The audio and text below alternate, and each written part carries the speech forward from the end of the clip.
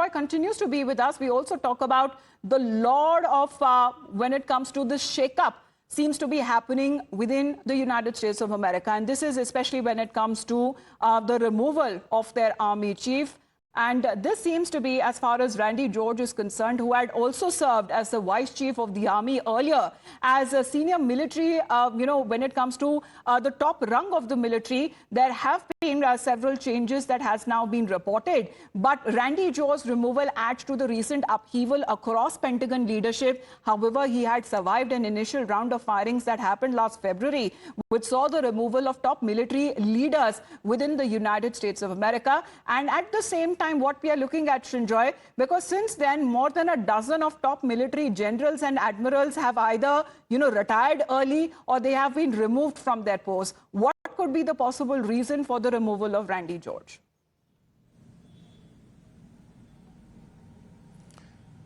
Whatever the reason, the timing is very unusual. You're 35 days into a war, a very critical war. And that's also, according to you, going well. The Americans say that their war is going well. So if the war is going well, then what is it that makes you remove the army chief?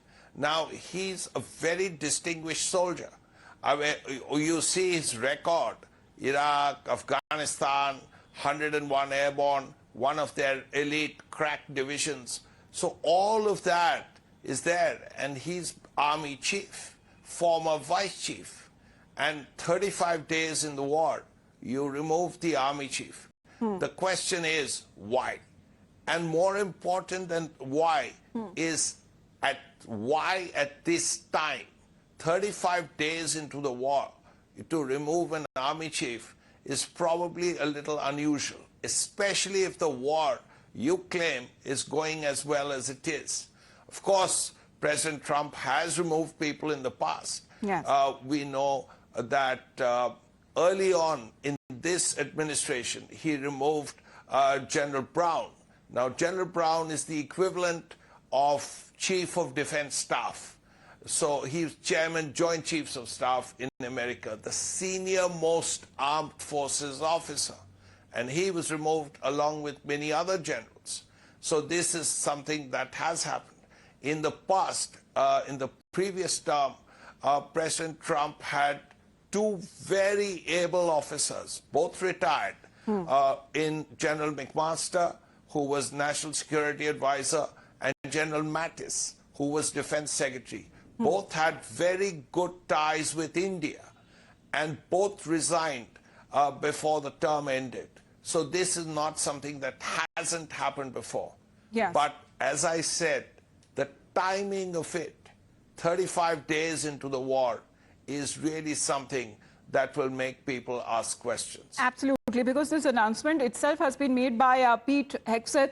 And as far as Randy George is concerned, he was confirmed as the U.S. Army Chief back in 2023. And the term usually in this role runs for 4 years. And the general's sacking, however, has cut short his tenure by around 1.5 years. But this is an unprecedented move where there have been, reports of no prior signs of any friction between Randy George and Pete Hegseth, despite the latter's rather unorthodox move that what we are looking at firing the Army's top lawyer. Let's, in the meantime, also move on and talk about what President Trump has done in another shakeup that has been has taken place. He's now removed the Attorney General, Pam Bondi, and from office amid the growing dissatisfaction apparently with her performance, particularly over her handling of the investigative files related to Jeffrey Epstein, the sex offender, as well as her approach to the prosecutors, as President Trump had pushed for, as per U.S. media reports. Well, President Trump seems to have grown frustrated with Pam Bondi for not moving swiftly enough to pursue criminal cases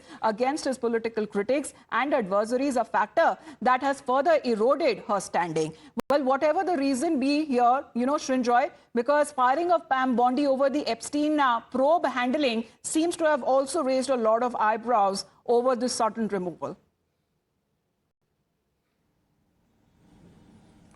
See, the Epstein files is this huge time bomb.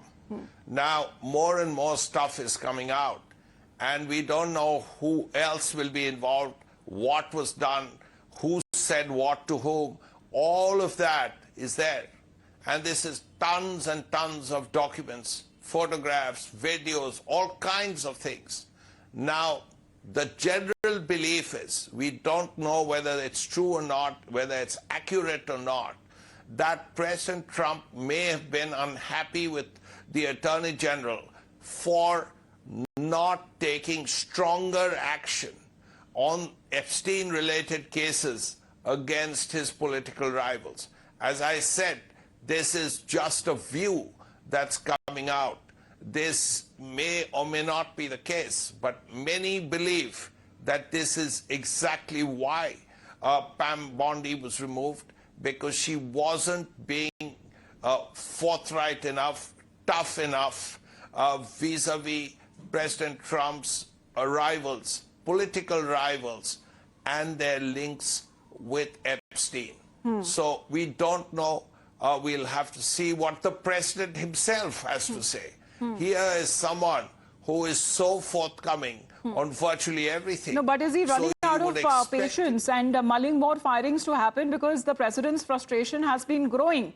I mean, at the Justice Department as well. Because right now the war seems to be the topmost priority, but there is little focus on the Epstein files currently. Mainly when it comes to criticism that comes in President Trump's way, is that the war seems to be, a move to deflect or to distract.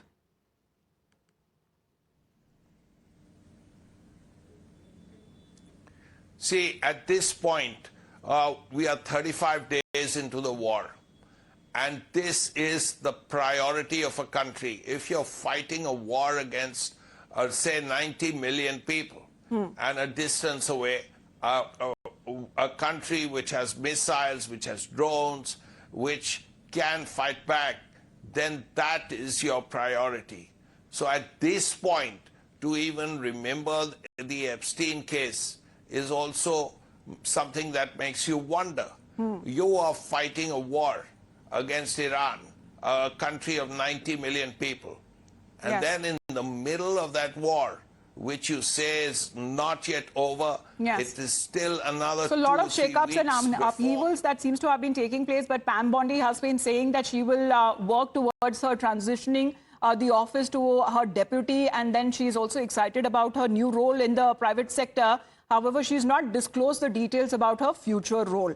But in the meantime, who has replaced her? Because after Pam Bondi's ouster, which followed the Department of Homeland Security Secretary Kristi Noem's firing last month, cabinet secretaries and other senior administration officials have been anxiously eyeing their phones, wondering if they could be fired next, if they could be in the line of fire next. Now, one top official, however, according to reports, have been saying that Defense Secretary Pete Hegseth has removed the Chief of the Army Staff, which is what we have just reported.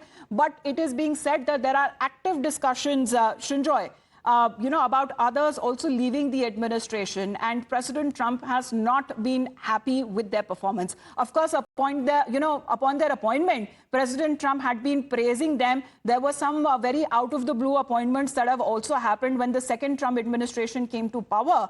But over their performance, as far as President Trump's image and credibility is concerned, he doesn't seem to be very happy. Srinjoy. Well, first of all, if you look at the first Trump administration, that time, if you look at the three top officials there, or 3 or 4 of the top officials, the Secretary of State, the National Security Advisor, the Defense Secretary, none of the 3 lasted 4 years. Now, all 3 were very eminent people, and none of them, all 3, they didn't finish their terms. The 4-year term, none of them finished. So that's a sign that people often leave the Trump administration halfway through their terms. Because so that has set the ball rolling, and a lot of anxiety and fears within the administration itself, because as Srinjoy said, that it is all about the timing that what we are looking at these firings and replacements have been taking place. Thank you very much, Srinjoy. We'll reconnect with you on the other side of a very short break. You're watching the Morning News Hour.